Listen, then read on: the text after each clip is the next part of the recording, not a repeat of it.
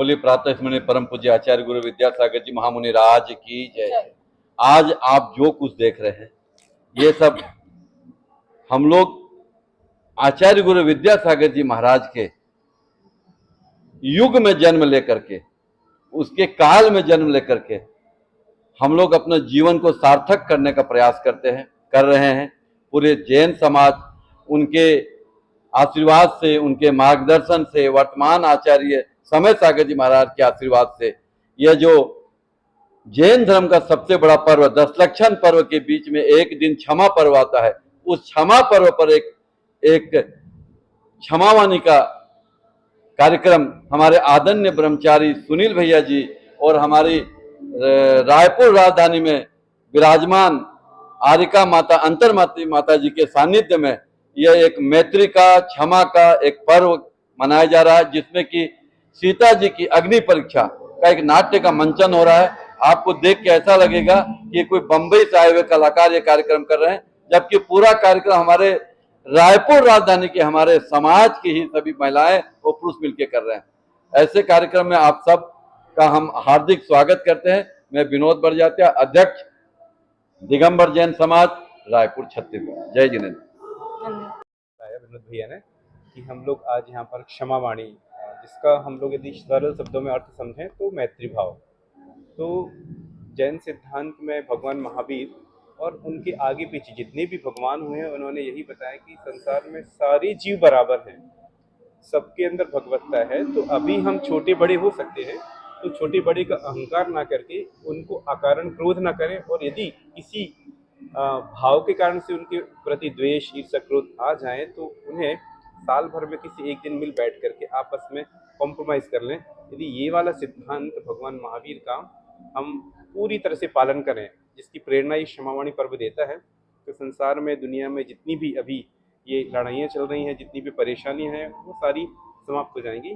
तो हमारा आप सभी से, जितने सुनने वाले श्रोतागण हैं, उन सभी से ये करबद्ध आग्रह है कि ऐसे क्षमावाणी पर्व, मैत्रीभाव पर्व किसी जाति के बंधन में ना बांधे। ये सिर्फ जैनों का नहीं है, अपितु समग्र संसार का है। तो सभी लोग जो अनंत चतुर्दशी होती है उस दिन, अथवा जिस दिन भी उनकी सुविधा हो, उस दिन ऐसा एक पर्व मना करके आपस में मिलजुल बढ़ाएं, ताकि इस धरती में सुख, शांति और समृद्धि हो। ऐसी सद्भावना है कि ऐसा ही हो। बोलिए जय जय।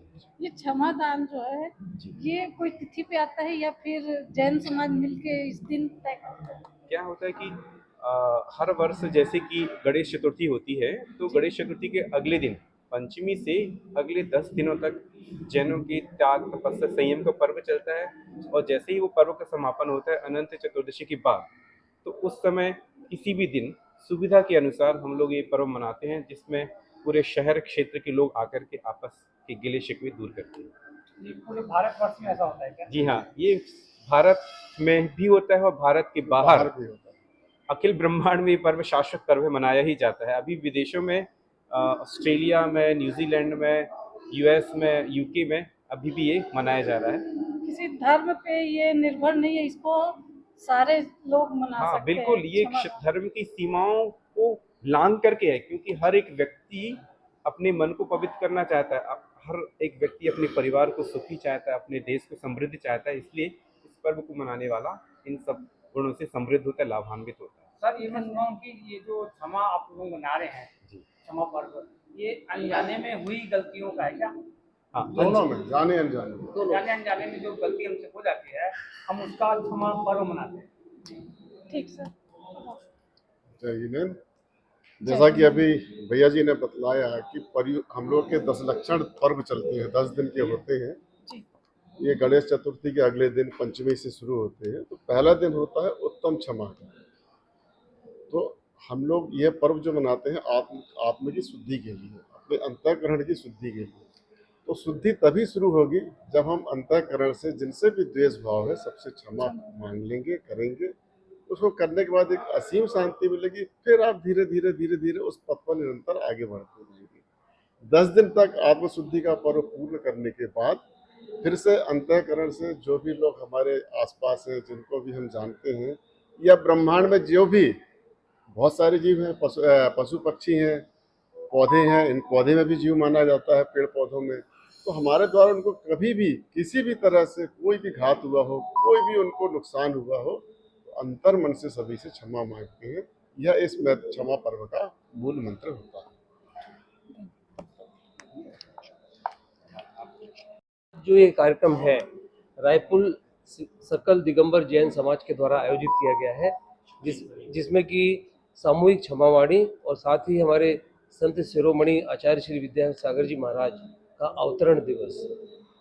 आज आप देख रहे हैं इस प्रोग्राम का इतना विस्तार रूप, इसका एक बहुत बड़ा कारण है कि जैसा कि हमारे ब्रह्मचारी सुनील भैया जी जब करीब 2 वर्ष पूर्व जब रायपुर में आए, तो वो रायपुर को खोज रहे थे, क्योंकि रायपुर जैन समाज मंदिर के हिसाब से अलग अलग विभाजित थी। उन्होंने एक घर घर पाठशाला का कार्यक्रम शुरू किया और उसके माध्यम से सभी को एक सूत्र में बांधने की कोशिश की और पूर्णतः सफल रहा। आज ये उसी का परिणाम है।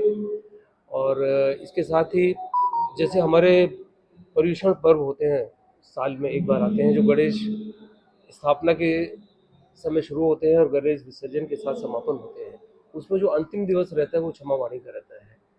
क्षमावाणी की जहाँ तक बात है, मेडिकल साइंस से अगर आप देखें, अगर आप किसी को क्षमा करते हैं तो वो भी कितना रिलैक्स फील करता है, और हमें भी अंतःकरण से लगता है कि हमने अगर कभी जाने अनजाने में गलती की है तो हम भी रिलैक्स हो सकते हैं। इस तरह ये आज अगर इसको हम अंतः हृदय से माने तो ये बहुत हद तक आज की जो समस्याएं हैं उसको कम कर सकता है।